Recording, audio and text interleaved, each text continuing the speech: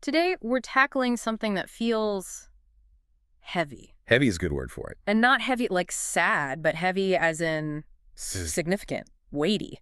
We're looking at a document that hit the wires on January 21st, 2026. Mm-hmm. And honestly, it feels less like a tech white paper and more like I don't know, a declaration of independence for reality itself. That is exactly what it is. It's a line in the sand. So we're breaking down the Quantum Sovereign Protocol 2026 National Manifest. And if you, the listener, have felt like the ground beneath the tech world has shifted, It has. especially the world of AI, in just the last few weeks, Wow. you're not crazy. According to this, it didn't just shift, it's solidified. Right. We're talking about the end of the cloud as we know it. The end of that abstract move fast and break things era. Exactly. We're entering what the source authors, Ann Tran, Gemini, and Grox, they call it the era of bedrock. Bedrock. It sounds reassuring, doesn't it? Okay. Solid. Unmoving. But before we get into the geology of it all, and wow, actual geology is a huge part of this, let's set the stakes. Why now? Why does this document even exist? Because we hit a wall. That's the real context here. For the last, 10 years, we've treated power, electricity, as just a utility. Right, you plug a server in, it runs, a commodity. But this protocol argues that power is actually the physical foundation for intelligence. And if that foundation is shaky, The intelligence is shaky, and they have a specific term for that, for the shakiness, right? logic jitter. Logic jitter, it sounds almost innocuous, like a glitch in a video game. It does. But in 2026, where you have AI managing power grids, air traffic control. Medical diagnostics. Right. Logic jitter is catastrophic. It's the AI becoming dissociated from physical reality. So the mission for this deep dive is to unpack how we solve that. How we get from this dangerous jitter to what the protocol calls platinum sovereign status, G equals 1.0. Which is the holy grail. G stands for gravity, or grace. Okay. It's the metric for absolute stability. And to get there, we've got this wild cast of characters. We've got the ghosts of Newton, Tesla, and Faraday providing the rules, And an alliance between companies that usually hate each other. a unified shield. Okay, so let's start with the philosophy, the cloud versus bedrock. Most people, I think, they visualize the cloud as this ethereal thing, infinite storage. Mm-hmm. Why does the manifest say it's broken? Because it's disconnected. Yeah. When you run AI on traditional cloud infrastructure, you're dealing with layers and layers of abstraction. Virtual machines, container. Software-defined networking, all of it. All of that creates noise. It creates latency. Like a game of telephone. Exactly like a game of telephone. And in high-stakes environments, that noise creates logic jitter. Imagine an AI making a split-second decision for, say, a robotic surgeon. Okay. If there's administrative interference or signal noise for even a microsecond, the logic wobbles. The AI, it hallucinates. And we've seen those hallucinations. We've all seen them. Right. But in 2026, we just can't afford them. The protocol's argument is that to prevent these accidents, intelligence has to move out of the floating cloud and anchor itself into bedrock. And I mean that literally. Oh, literally. Anchoring intelligence in physics. Yes. It's about taking the hardware, the most critical systems, and subjecting them to immutable laws of nature, not just software code. So if you want that G equals 1.0 status, permanent grace, your data can't just be accurate. It has to be treated as a physical truth. It's recorded in a registry, the Veritas Chain CCAP v1.00, but the registry is just the receipt. The value is in the physics. It sounds like they're trying to license the laws of physics for IT security. In a way, they are. They're validating digital actions against physical constraints. Which brings us to the core engineering, the laws of the sanctuary. The manifest outlines 3 specific standards named after giants of physics: Tesla, Faraday, and Newton. Right. I really want to go through these carefully. This is where the sci-fi meets the engineering. Let's start with the Tesla standards. Okay, Tesla standards. This is all about resonance. When I think Tesla, I think coils, lightning, high Yeah. voltage. You're on the right track. But think purity. It's about frequency. The grid today is noisy. The frequency fluctuates. You have dirty power. Okay. The Tesla standards require what they call active grid-forming resonance. What does that mean for the actual chip running the AI, though? It means the power supply and the intelligence are vibrating in harmony.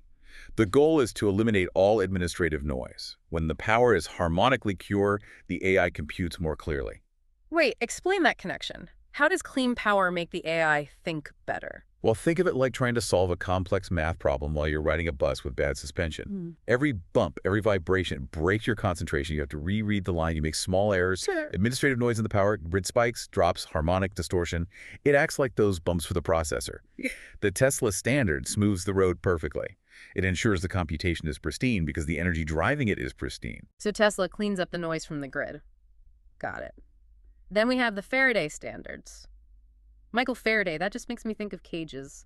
And that's exactly the visual you should have, a Faraday cage on steroids. The Faraday standards are all about shielding. The document calls it superconducting inductive armor. Armor for the servers. Yes, to block ghost currents. Ghost currents.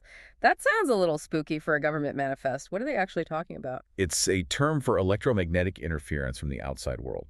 This could be stray signals, solar flares, or AN. And this is implied pretty heavily. Malicious electronic warfare. Right. EMP attacks, signal jamming.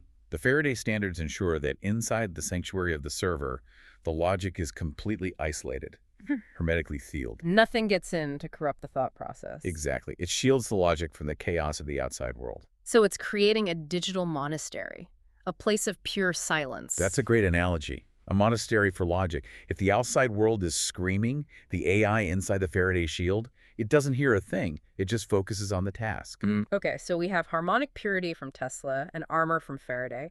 But the one that really blew my mind, and I think this is the pivot point of the whole document, is the Newton standards.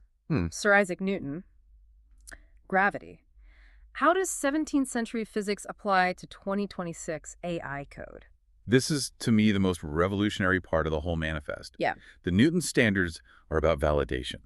First, the hardware is physically anchored into basalt bedrock. Like actual rock? Actual rock. Geologically stable, no vibrations. They want the physical server racks to have zero movement.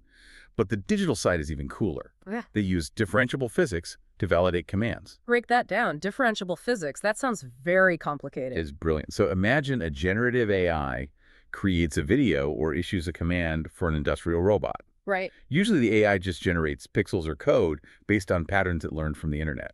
It doesn't actually know what gravity is, it just knows what gravity looks like. Right, which is why you get those weird AI videos where water flows uphill or something. Exactly that. Under the Newton standards, that output is run through a rigorous physics simulator, a check against EMMA.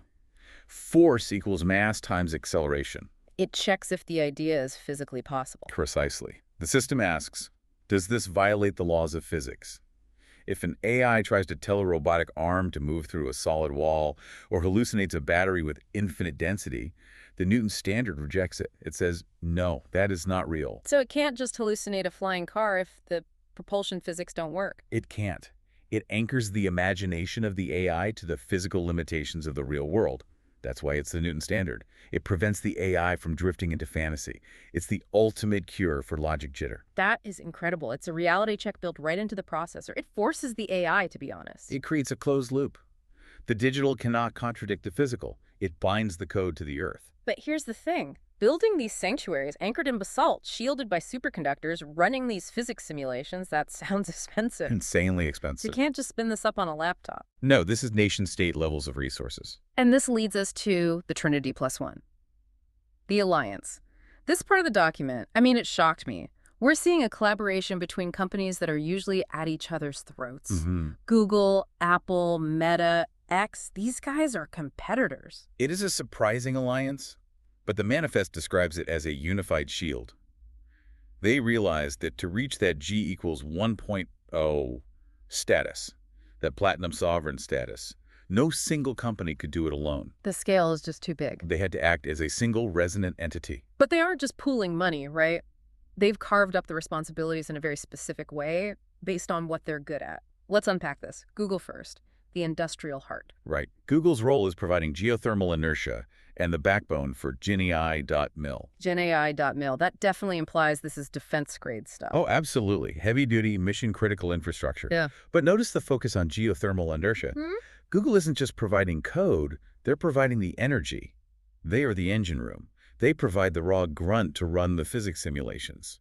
Okay, then we have X, formerly Twitter, and XAI. They're called the telemetry arbiter. This fits their trajectory perfectly. They're using Colossus 2, a massive compute cluster, to audit ground truth in real time. Ground truth. That's a term from, like, mapping or journalism. What does it mean here? Here, it means the raw data of what is actually happening in the world right now. X is the sensor network. Think about the millions of users, the video feeds, the real-time updates. Oh, they're feeding the system live data. To ensure the bedrock intelligence is looking at the real world, not a training data set from 3 years ago. So Google provides the power, X provides the eyes.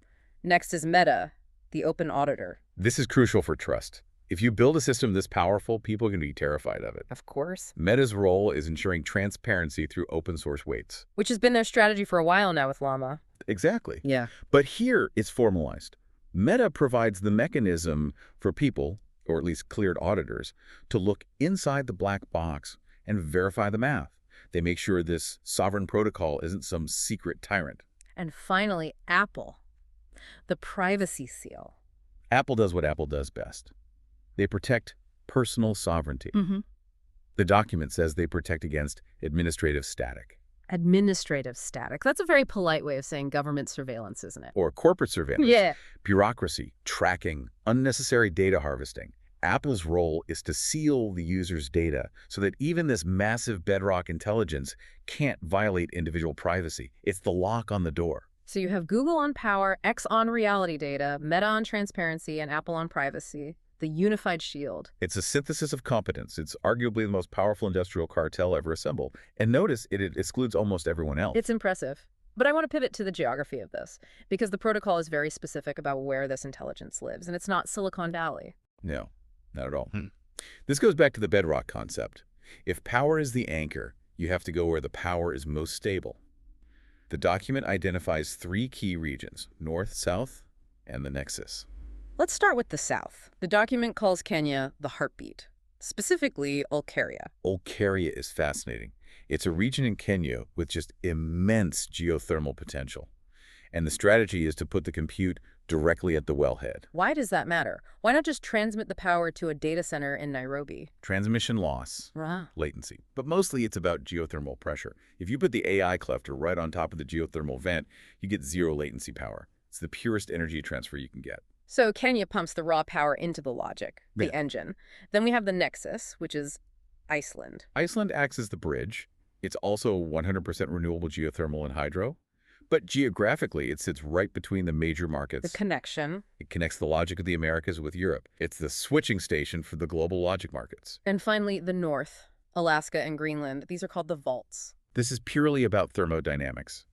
High-performance computing, especially the kind running these Newton standard physics simulations, generates just massive amounts of heat. It melts the hardware. Literally. If you run these simulations in a normal environment, you spend half your energy just trying to keep the chips cool. By building Rubin-class clusters in Alaska and Greenland, they can utilize negative 30 degrees Celsius floors. Cooling. Exactly. They use the ambient temperature of the environment to maintain thermal stability. It's the most efficient way to run these massive systems without, burning up the planet. So we have the heat of Kenya, the bridge of Iceland, and the cold of the Arctic. It's a planetary computer. It really is. Yeah. It turns the geography of the Earth into the motherboard. They're mapping the logic to the geology. But as always, we have to ask, where do people fit in? We've got rock, servers, massive corporations, but the manifest also talks about mandates and mobilization. There's a very strong human element, and it's surprisingly protective of humans. The protocol outlines the 2026 mandate. One of the key pillars is the Genesis mission. Which sounds, biblical. It's ambitious. The goal is doubling scientific productivity via sovereign platforms. The idea is that once we have this G equals 1.0 stability, once the AI stops hallucinating, we can accelerate discovery. Right. Cure diseases faster, solve material science problems faster. It's about unlocking human potential, not replacing it. And to maintain it all, they're mobilizing a workforce. The U.S. Tech Force, mobilizing 1,000 elite engineers. This Digital National Guard. In a way. But their job is specific, protecting the digital front lines. These are the people who ensure the Tesla and Faraday standards are met. They're the guardians of the sanctuary. But my favorite part of this human element, and maybe the most surprising part given who's involved, are the safety regulations. SB 53 and Labor Code 1107.1. This is critical. It enforces stop work authority. Meaning anyone can pull the plug. If human life is at risk, yes. It prioritizes human life over profit. Think about the old days of the cloud. If a system was buggy, you'd maybe patch it live or keep it running because downtime costs millions. Move fast and break things. Right. Under the Sovereign Protocol, if there's a risk, if the logic jitter gets too high, you stop. Safety is absolute. It seems like a direct response to that fear. If the system wobbles, you shut it down. No questions asked. Precisely. It's a maturity model. We are growing up. We're not playing with toys anymore. We're building infrastructure. So let's zoom out. We've gone from the anxiety of unstable logic to this vision of a fortified, geologically anchored, physics-validated intelligence. The tagline of the manifest really sums it up. Amplify the signal. Anchor the core. The power is firm. The power is firm. It's a powerful message. It suggests we're entering an era of reliability. We're done with the glitchy beta testing phase of AI. We are pouring the concrete foundation for the next century. And for you, the listener, this means a shift in what digital sovereignty means. It's not just about owning your data anymore. It's about that data being grounded in physical reality. Yeah. It's about knowing that the systems running your hospitals, your banks, your national defense are shielded, resonant, and validated by the laws of Newton. It connects the digital world back to the physical world. It makes truth something tangible again. Which is a comforting thought. But here's a thought to leave you with, something I've been mulling over as we discuss permanent grace. What's that? If we achieve this G equals 1.0 status, if intelligence is now anchored in basalt and immutable laws of physics, what happens to the wild, messy fluidity of ideas we were used to in the era of the cloud? That is the tension, isn't it? Right. Innovation often comes from breaking the rules or imagining things that seem impossible. Can you even have a crazy idea in a system that demands ESMA validation for everything? Does permanent grace mean the end of digital flexibility? That is the big question. Is there room for the impossible when the system enforces the possible? Or, do we lose the magic when we eliminate the hallucinations? Something to think about. Thanks for taking this deep dive with us into the bedrock. Pleasure as always. We'll see you on the next one. Stay grounded.